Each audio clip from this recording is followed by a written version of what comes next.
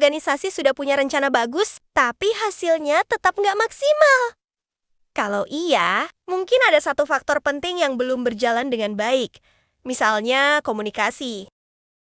Jadi, pada kesempatan kali ini, kita akan membahas tentang peran komunikasi bagi efektivitas pencapaian tujuan organisasi. Komunikasi bukan hanya sekedar berbicara. Ia adalah proses dinamis di mana pesan dikodekan, disampaikan, diterima, lalu dimaknai kembali. Tanpa komunikasi yang jelas, tepat waktu, dan sesuai konteks, miskomunikasi mudah terjadi dan tujuan pun bisa melenceng. Dalam sebuah organisasi, komunikasi yang efektif bisa meningkatkan kerja tim, mempercepat pengambilan keputusan, hingga membuat operasional lebih efisien. Dan yang paling penting, komunikasi yang baik dapat membangun lingkungan kerja yang positif, serta meningkatkan loyalitas anggota organisasi.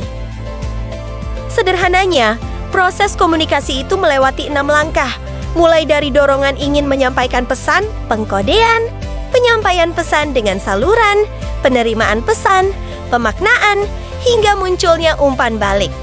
Kalau saja misalkan salah satu tahap terganggu, pesannya bisa melenceng.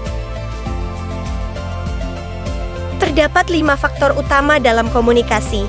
Pertama, komunikator atau pengirim pesan. Kedua, pesan. Selanjutnya, media atau saluran komunikasi. 4, komunikan atau penerima pesan. Dan yang terakhir, umpan balik. Dari sini, baru muncul efek, yaitu perubahan sikap atau tindakan dari penerima pesan. Semua unsur ini harus sejalan supaya komunikasi bisa berjalan efektif. Dalam suatu organisasi, saluran komunikasi dibagi menjadi beberapa jenis. Yang pertama, pesan mengalir ke bawah, misalnya dari atasan ke bawahan. Kedua, mengalir ke atas, misalnya dari bawahan ke atasan. Ketiga, horizontal, misalnya antar pegawai yang sejajar.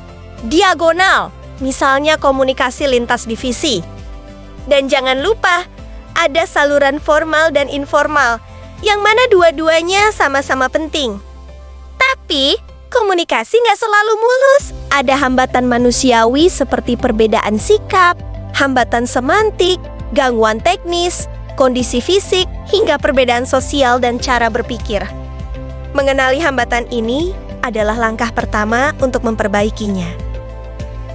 Agar organisasi bisa berjalan efektif, diperlukan sumber daya manusia yang berkompeten, struktur organisasi yang jelas, teknologi yang mendukung, budaya kerja yang baik, dan lingkungan yang adaptif.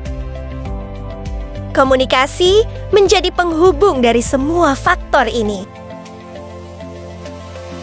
Jadi, pada akhirnya, efektivitas sebuah organisasi bukan hanya soal rencana atau strategi. Karena komunikasi bukan sekadar menyampaikan kata, tetapi juga memastikan setiap pesan benar-benar tersampaikan dengan baik. Itu tadi adalah penjelasan singkat dari peran komunikasi dalam mencapai tujuan organisasi. Semoga bermanfaat dan sampai jumpa.